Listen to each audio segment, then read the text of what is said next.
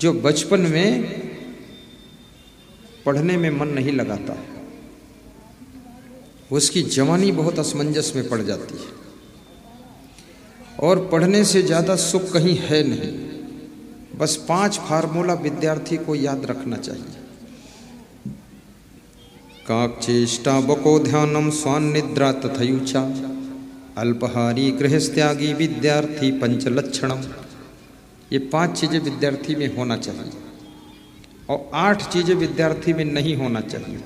कामम क्रोधम तथा लोभम स्वादम श्रृंगार कौतुके अतिनिद्रा अतिसेवा विद्यार्थी ही अष्टवर्जयत। 8 चीज़ें विद्यार्थी के लिए वर्जित है।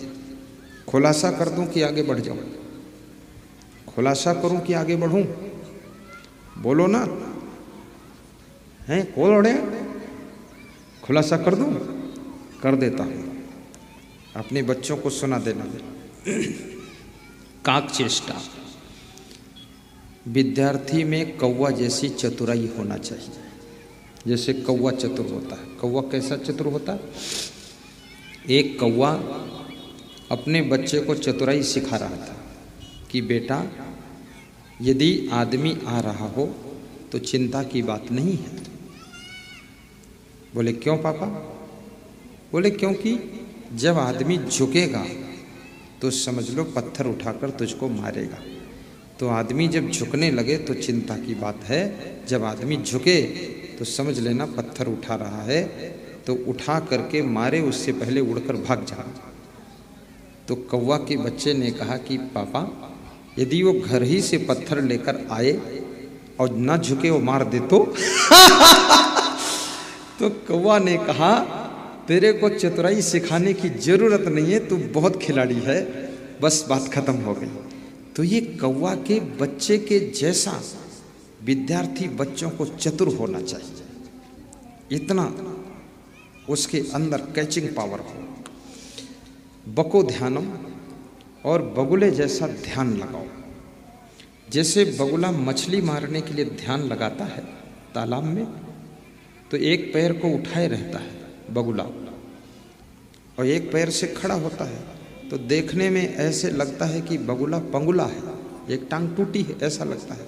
एक टांग में चोट लगी है इसलिए वो टांग रख नहीं पा रहा, नीचे दर्द है, उसमें दर्द नहीं है, चोट नहीं है, टांग टूटी नहीं है। बगुला इसलिए टांग उठाकर रेडी है कि मछली सामने आए तो टांग उठाना भी ना पड़े, उठी हुई टांग और चोंच एक साथ पानी में डुबाना है। अगर टांग उठाओगे पानी से तो पानी हिलेगा तो मछली भाग जाएगी, इसलिए टांग उठा के ऊपर रेडी रखो और चोंच भी डुबाओ तो मछली पकड़ो, पाँव भी साथ में डुबाओ। इतना चतुर है बगुला। तो बगुले जैसा ध्यान, जैसे बगुला मछली पकड़ने में ध्यान लगाता है, ऐसे ध्यान लगा करके अपने स्कूल के सब्जेक्ट के विषयों को अपने अंदर प्रवेश करो। बको ध्यानम स्वान निद्रा, और विद्यार्थी की नींद कुत्ते जैसी नींद होनी चाहिए। कुत्ते की नींद कैसी होती है?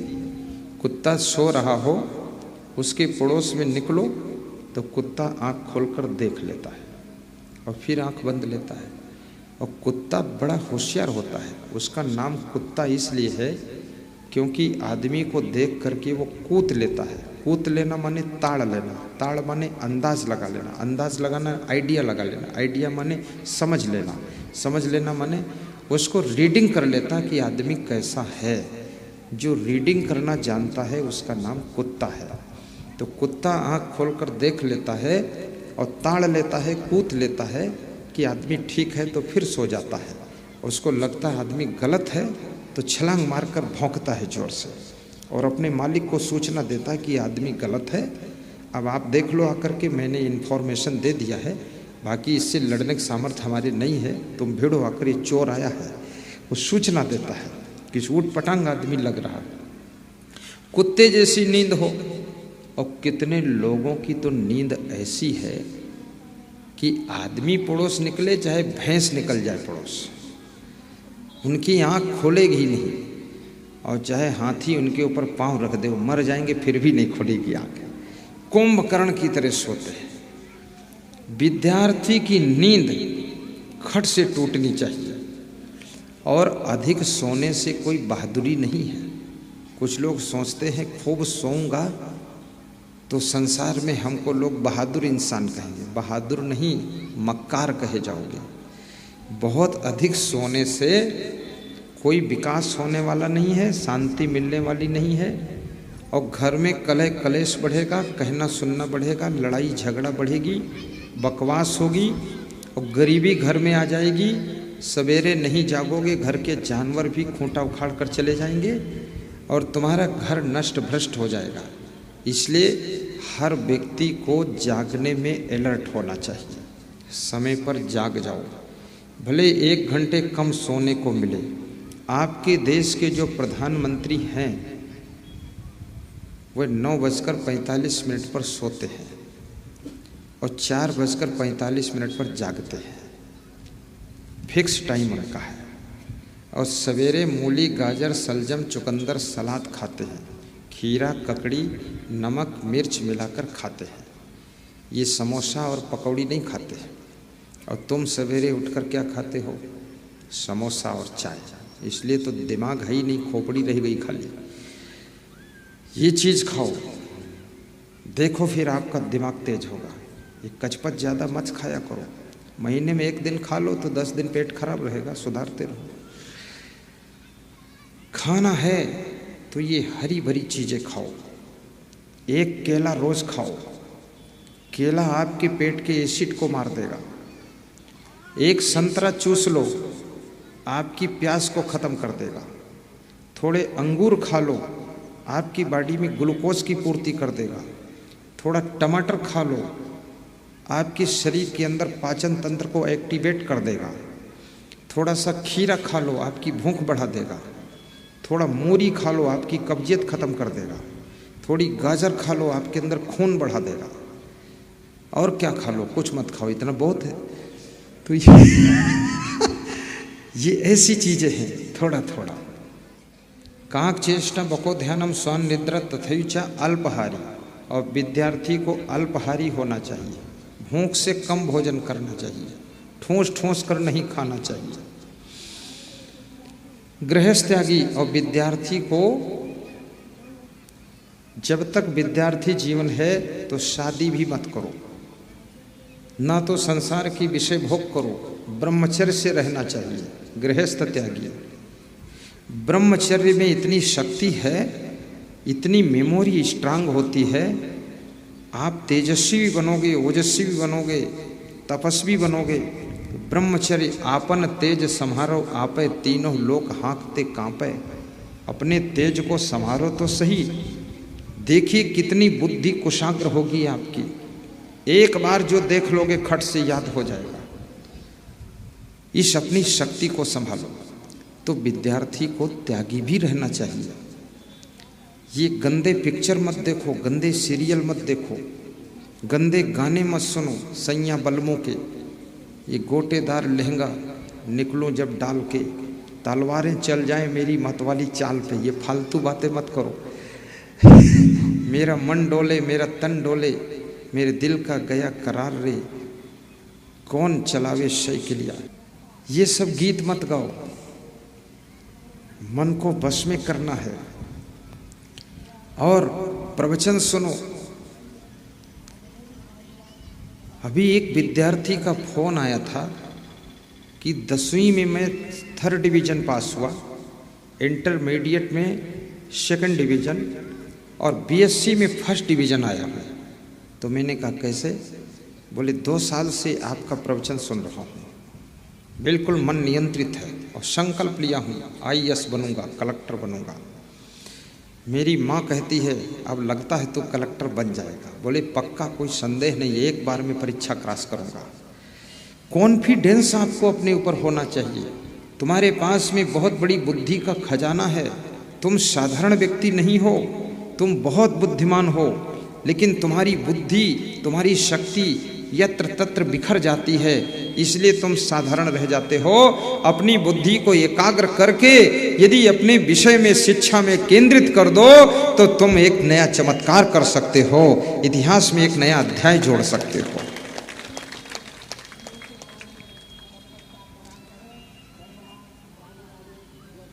कामम क्रोधम तथा लोभम स्वादम श्रृंगार कौतुकी। विद्यार्थी को व्यभिचार से दूर रहना चाहिए, काम वासना को नियंत्रित करे। क्रोधम, क्रोध नहीं करना चाहिए, क्रोध करने से बुद्धि का स्मरण कम होता है। तथा लोभम, विद्यार्थी को लोभ लालच नहीं करना चाहिए।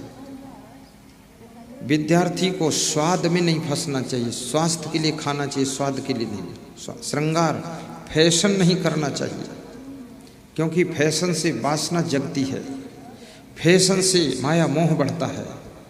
फैशन से विद्यार्थी को बचना चाहिए। कौतुके, खेल कूद में समय ज़्यादा नहीं गंवाना चाहिए। व्यायाम के लिए थोड़ा सा खेल लो, बाकी खेलना नहीं है। 6-6 घंटे हो हल्ला मचा रहे हो फालतू। क्रिकेट में छक्का मार रहे हो, 5 मन और 5 इंद्रियां और 1 मन, ये 6 को जीत लो, यही छक्का है जिंदगी के क्रिकेट का, इसमें छक्का मारो। कौतुके, अति निद्रा, विद्यार्थी को अति नींद का त्याग करना चाहिए। अति सेवा, और विद्यार्थी को दूसरों से सेवा की इच्छा नहीं रखना चाहिए कि हमको किताब उठाकर कोई दे तो पढ़ूंगा, अपने आप उठा लो जाकर। विद्यार्थी ही अष्टवर्जित, ये 8 चीज़ें विद्यार्थियों को त्याग करना चाहिए। और माता पिता को खुश रखना चाहिए, नाराज़ नहीं होना चाहिए। और विद्यार्थी को कम खर्चीला होना चाहिए और मोबाइल से बचना चाहिए। मोबाइल का प्रयोग केवल माता पिता से बात करने में कीजिए, फालतू बातें मत कीजिए, इससे भी बचना चाहिए।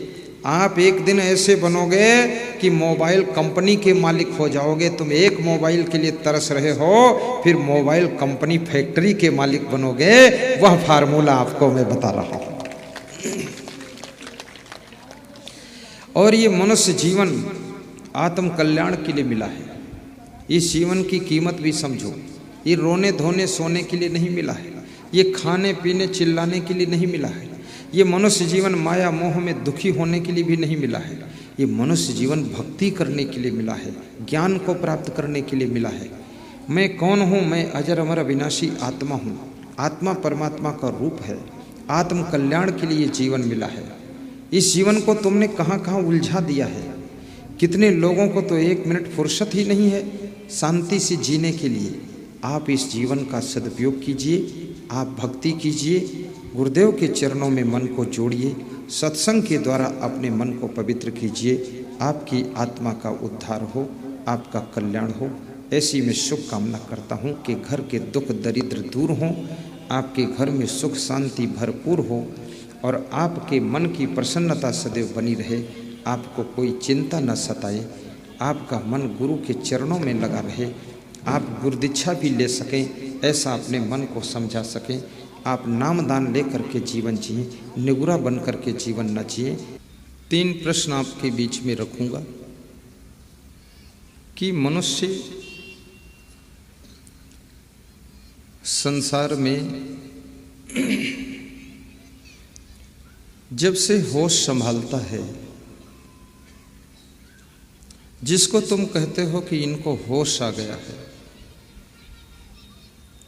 उस समय से लेकर के जब तक वो बेहोश नहीं हो जाता है, तब तक बहुत चिंता उलझन में पड़ा रहता है। जब उसकी मृत्यु होती है तब जाकर वो छुट्टी पाता है।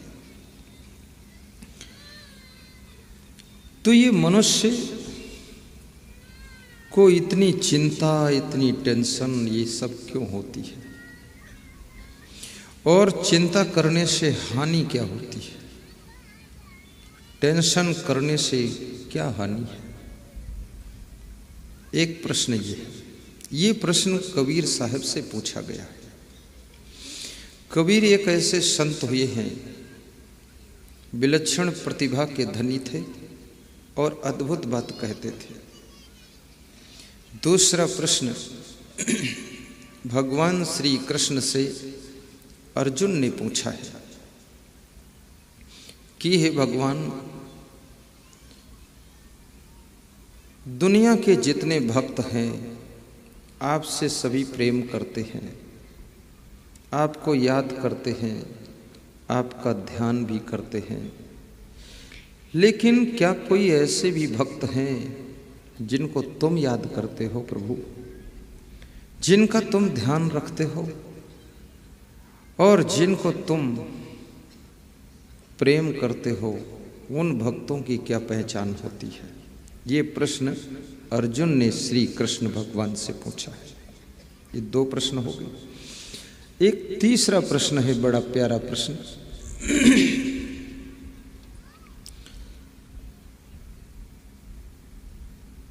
चाणक्य से पूछा गया कि संसार में मनुष्य के घर में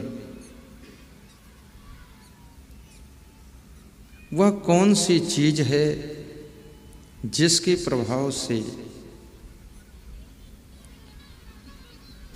लक्ष्मी आकर के बसेरा करती है, घर में गरीबी नहीं रहती है और मनुष्य धनवान हो जाता है और घर में बड़ा आनंद आता है?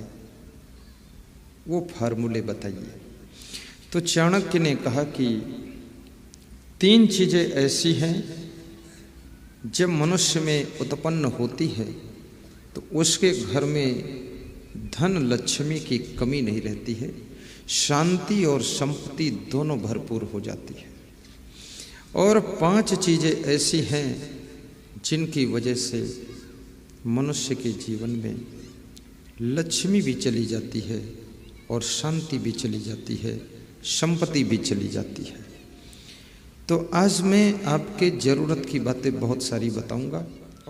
संत कबीर से पूछा गया कि मनुष्य इतनी चिंता क्यों करता है और इतनी टेंशन करने से उसका क्या नुकसान होता है? तो कबीर कहते हैं, हरि बिनु भरम बिगुरचनि गंदा, जहाँ जहाँ गयो अपन पहु खोयो, तही फंदे बहु फंदा, हरि बिनु भरम बिगुरचनि गंदा। हरि का बोध नहीं है। हरि कौन? हर घट में रमने वाला चेतन आत्मा ही हरि रूप परमात्मा है। उसका जब तक हमें बोध नहीं होता है, ज्ञान नहीं होता है, हु एम आई, हूँ कौन छूं, मैं कौन हूँ, गुजराती भाषा में बोलवानुं छे, तमे पता नहीं है कि मैं कौन हूँ। तुम ये शरीर नहीं हो, तुम स्त्री भी नहीं हो, तुम पुरुष भी नहीं हो, तुम शुद्ध बुद्ध चैतन्य स्वरूप आत्मा हो। शरीर की मृत्यु होने के पश्चात भी तुम्हारी मृत्यु नहीं होती है। शरीर में बीमारियां आती हैं, आत्मा में कोई बीमारी नहीं आती है। आत्मा स्वरूप से अमर है, शरीर नश्वर है। लेकिन शरीर और आत्मा का संबंध जीवन कहलाता है और शरीर और आत्मा को जोड़ने वाला मन है। और ये मन जब आत्मा की संगत में ज़्यादा प्रभावित होता है तो तुम्हारे जीवन में सुख शांति का जन्म होता है। और जब ये मन शरीर की संगत से ज़्यादा प्रभावित होता है तो आपकी जिंदगी में दुख और अशांति का जन्म होता है। ये आपका मन आत्मा की रंग में रंगा हुआ है कि शरीर के संग में रंगा हुआ है, इस बात को बस समझना है। सत्संग आपके मन को शरीर के संग से हटाकर आत्मा के रंग में रंग देता है, वहीं से सुख शांति की शुरुआत होती है। जैसे कभी आप गलती करते हो तो आप कहते हो मेरी आत्मा में तो ऐसा हो रहा था, मैं ऐसा ना करूं, लेकिन फिर भी हमने कर दिया। दोस्त मिल गया, उसके साथ ऐसा कर दिया। ये आत्मा का स्वभाव आपको गलत राह में जाने से रोकता है। और एक बार गलती हो जाए तो वो क्षमा हो जाती है। बार बार गलती हो तो गलती अपराध बन जाती है और अपराध का दंड मिलता है। मनुष्य गलती का पुतला है, इससे गलतियां हो सकती हैं, लेकिन एक बार गलती हो जाए तो उसको दोहराइए मत, दोहराइए मत। कहते हैं कि जिससे भूल होती है वो मानव का स्वभाव है, और भूल को जो कबूल करे वो महामानव का स्वभाव है। और भूल कोई दूसरा करे और अपने ऊपर उसकी गलती को ले ले, वो संत हृदय का स्वभाव है। और जिससे भूल कभी हो ही ना, और जिसके साथ में दूसरे लोग भी भूल न कर सकें, वो भगवंत हृदय का स्वभाव है, भगवंत हृदय का स्वभाव है। एक विचारक ने बड़ी अच्छी बात कही है कि 1000 फूल कम हैं गला को सजाने के लिए। जब आप माला लाते हो गुरु जी को पहनाने के लिए या मंदिर में भगवान को पहनाने के लिए, तो उस माला में आप ये देखते हो कि और थोड़े फूल पिरोए गए होते सुंदर सुंदर तो अच्छा होता। 1000 फूल कम हैं गला को सजाने के लिए, 1000 फूल कम हैं गला को सजाने के लिए, एक भूल काफी है जिंदगी भर रुलाने के लिए, जिंदगी भर रुलाने के लिए।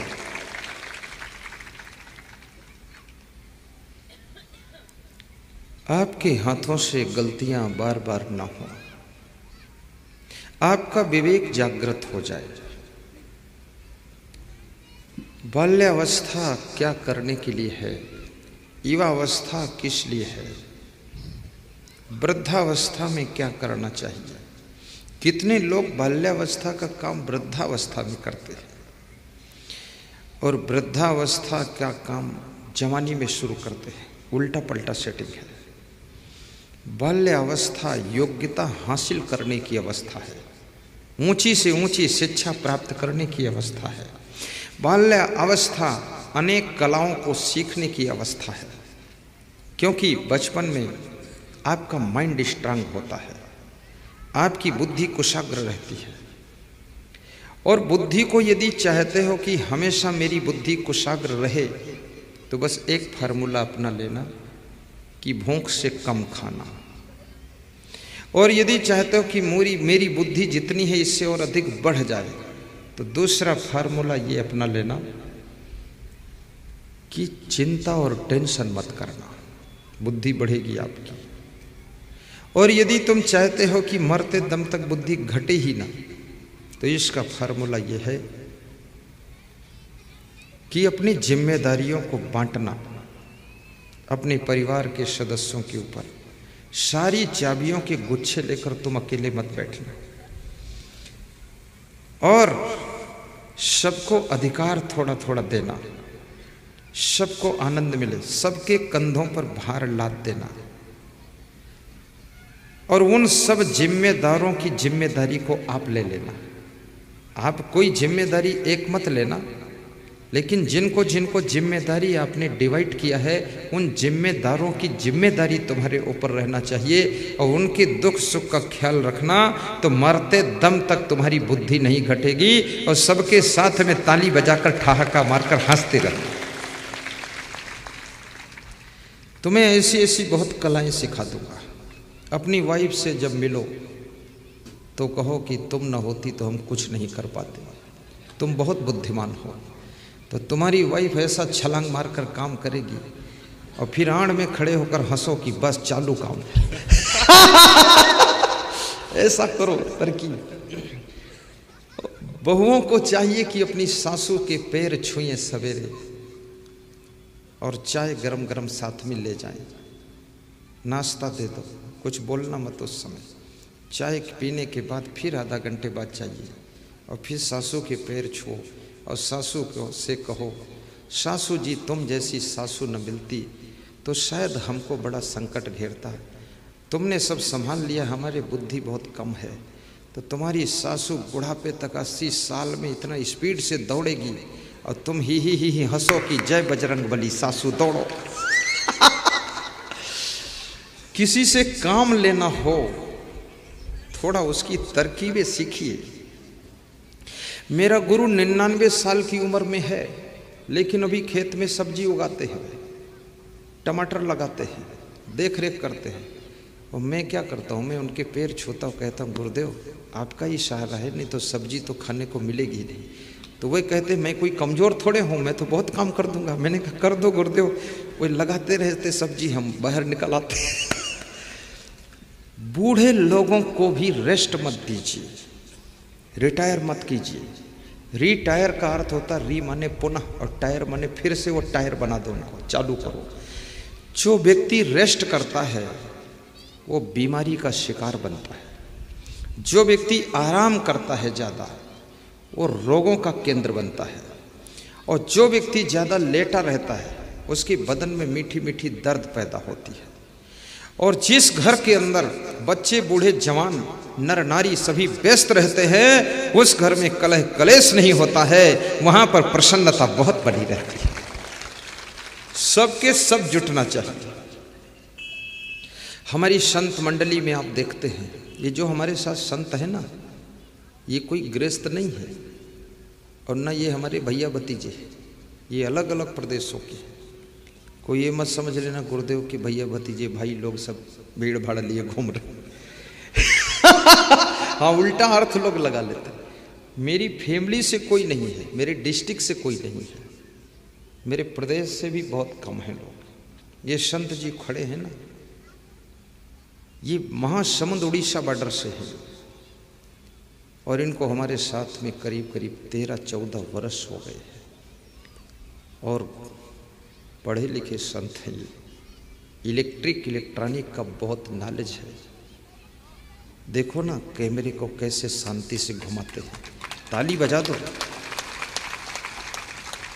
हमारे साथ एक संत इधर हैं, आओ। ये संत जी हैं, ये 10-12 साल से व्यास गादी पर हमें पानी पिलाते हैं और ये छत्तीसगढ़ प्रदेश आंध्रा बॉर्डर बालोद जिले से है ये संत जी। इनके माता पिता ने हमें दान दिया है। ये संत बैठे हैं 5 संत, 5 पांडव।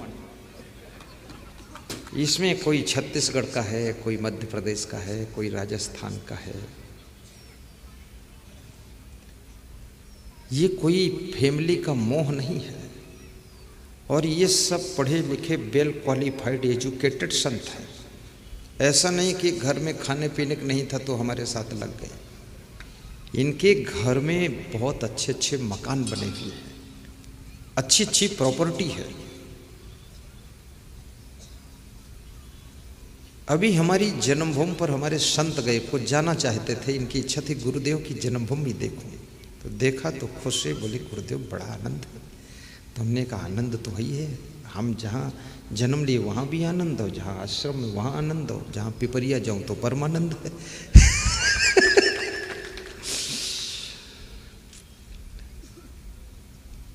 ये संतों का दर्शन, ये ब्रह्मचारी संतों का दर्शन तुम पा रहे हो। मैं आपसे निवेदन करूंगा, अगर संत न बन सको तो किसी महान संत का ध्यान लगा लेना। यदि संत न हो सको तो संत को थोड़ा धन्यवाद दे देना। और यदि तुमको धन्यवाद देने का भी समय न हो तो संत का प्रवचन टीवी में सुन लेना। टीवी में सुनने का समय ना हो तो आप यूट्यूब में और फेसबुक में और ट्विटर में उनके प्रवचन का आनंद ले लेना। व्हाट्सएप में भी आनंद ले लेना। कल हमारे प्रबंधक संत का फोन आया, चीफ प्रोग्राम डायरेक्टर का, कि 65 लाख व्यूअर हो चुके हैं यूट्यूब में देखने वाले। डेली 80,000, 90,000, 70,000 बढ़ रहे हैं। अभी 2 महीने से यूट्यूब पर जोर लगाया गया है और 5 देशों से निमंत्रण आया है, स्विट्जरलैंड, इटली, जर्मन, फ्रांस और हॉलैंड से, कि आप यहाँ आकर प्रवचन दीजिए। जैसे राम सीता जी रेखा लांघ कर लंका पहुँच गई और लंका से जब सीता जी को वापस राम लाए तो राम ने सीता जी से तर्क नहीं किया, तुम रेखा क्यों लांघी थी, अगर मगर क्यों म्यों नहीं किया। तो ऐसे तुम भी कभी राम बनकर अपने घर में आपकी वाइफ से कोई कार्य व्यवहार में गलती हो जाए तो अगर मगर तगर मत करना, राम बन करके चुपचाप रह लेना। कभी राम बन के कभी श्याम बन के चले आना, प्रभु जी चले आना। सीता साथ लेके धनुष हाथ लेके चले आना प्रभु जी चले आना। सीता साथ लेके धनुष हाथ लेके चले आना प्रभु जी चले आना। तुम्हें कृष्ण रूप में आना, तुम कृष्ण रूप में आना। राधा साथ लेके मुरली हाथ लेके चले आना प्रभु जी चले आना। राधा साथ लेके मुरली हाथ लेके चले आना प्रभु जी चले आना। कभी राम बन के कभी श्याम, गाइए चले आना बलवंत सिंह डिप्टी रेंजर। चले आना कभी राम बन के कभी श्याम बन के चले आना प्रभु जी चले आना। बस तुम होशियार हो, एकदम पावर ब्रेक लगा देते। कभी आपके जीवन में आवश्यकता पड़े तो राम बन करके वीरता के साथ राक्षसी प्रवृत्तियों का दमन करना, राम का रूप बना करके अपने पिता की आज्ञा का पालन करना, कभी लक्ष्मण बन करके अपने भ्राता की सेवा करना, कभी भरत बन करके अपने भाई से प्रेम करना, कभी राम का रूप लेकर भाई भरत के लिए राज का त्याग करना, और कभी शत्रुघ्न बन करके अपने घर में मौन रहना, कभी सीता जैसी नारी बन करके अपने पति के पद चिन्हों पर पीछे पीछे भी चल देना।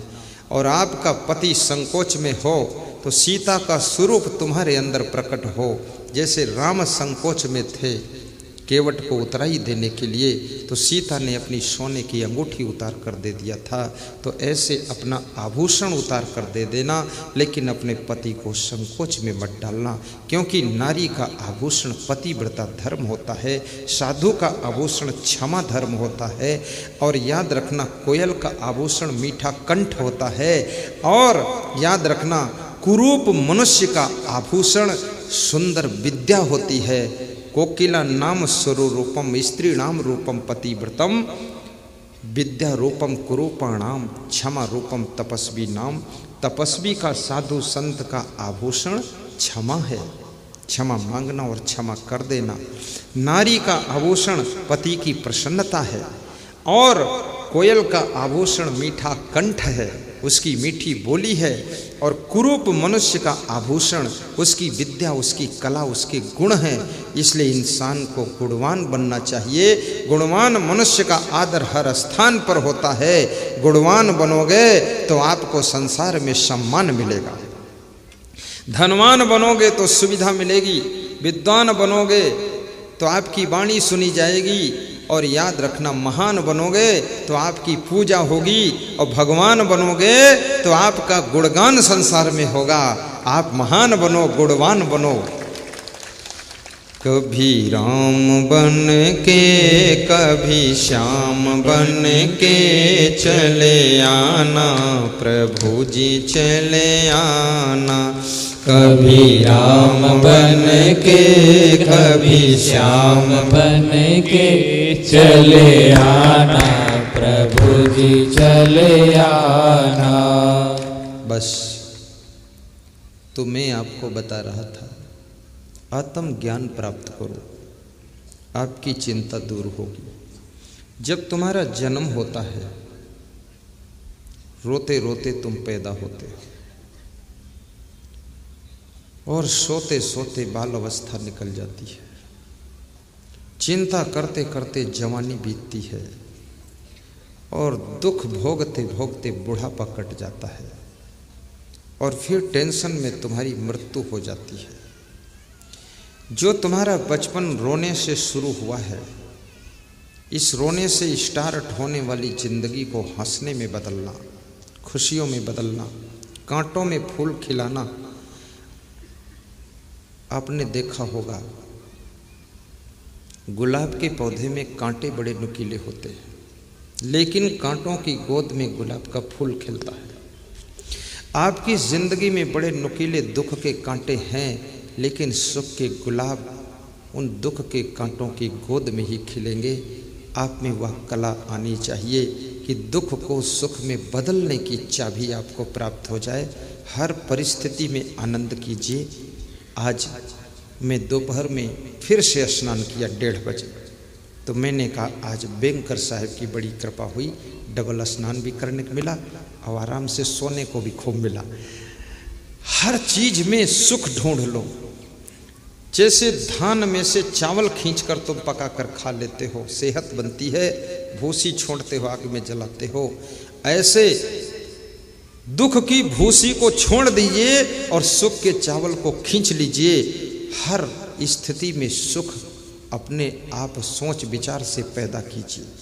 किसी रोज आपके घर में भोजन लेट हो जाए तो सोचो अर्धव्रत हूँ, और किसी रोज भोजन दिन भर न मिले तो सोचो पूर्ण व्रत हूँ, और किसी रोज पैदल चलने को पड़ जाए तो सोच लो कि पैदल चलने से बुखार नहीं आता है, पैदल चलने से फेफड़े ठीक रहते हैं, और पैदल चलने से बीमारियां खत्म होती हैं। तो डॉक्टरी के बारे में सोच लो।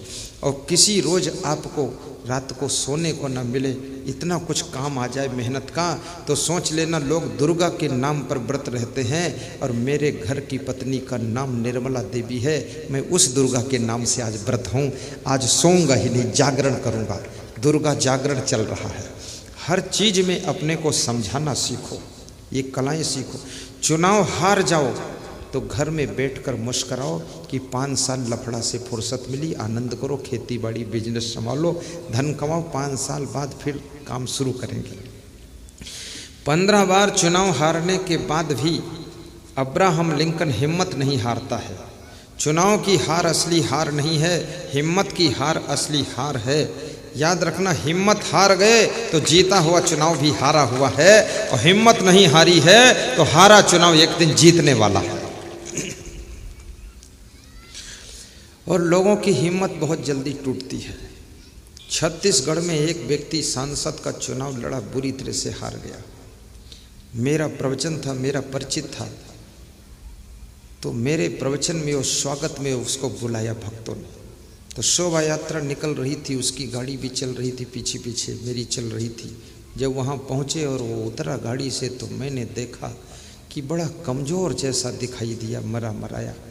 जवान आदमी, 40 साल की उम्र, 7 फीट लंबा और ऐसा कमज़ोर। तो मैंने बुलाकर पूछा कि बहुत कमज़ोर दिख रहे हो। बोले दिख क्या रहा हूँ, कमज़ोर हो ही गया हूँ।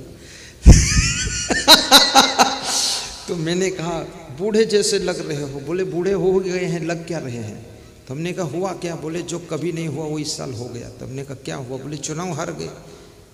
तो हमने कहा ये तो कोई आश्चर्य की बात नहीं है, अखाड़े में कुश्ती लड़ते हैं तो कभी हार कभी जीत होती है। तो हंसता नहीं था वो, बड़ा मायूस था। तो मेरे पास उस दिन टाइम भी था, तो एक मंदिर पर उसको बिठाया मैंने और 2 घंटे उसको खूब हंसाया, ताली बजवा बजवा कर, ऐसी ऐसी बातें मज़ेदार किया। तो उसकी टेंशन दूर हुई। तो मैंने कहा दोबारा लड़ोगे चुनाव कि नहीं लड़ूंगा। तो बोला कि हिम्मत तो सब टूट गई है, पैसा भी बर्बाद हो गया, पत्नी भी नाराज हो गई, भाई बेवफा हो गए, घर के लोग खफा हो गए, काम धाम रफा दफा हो गए। तो मैंने अब्राहम लिंकन का बात बताया तो उसको हिम्मत आई।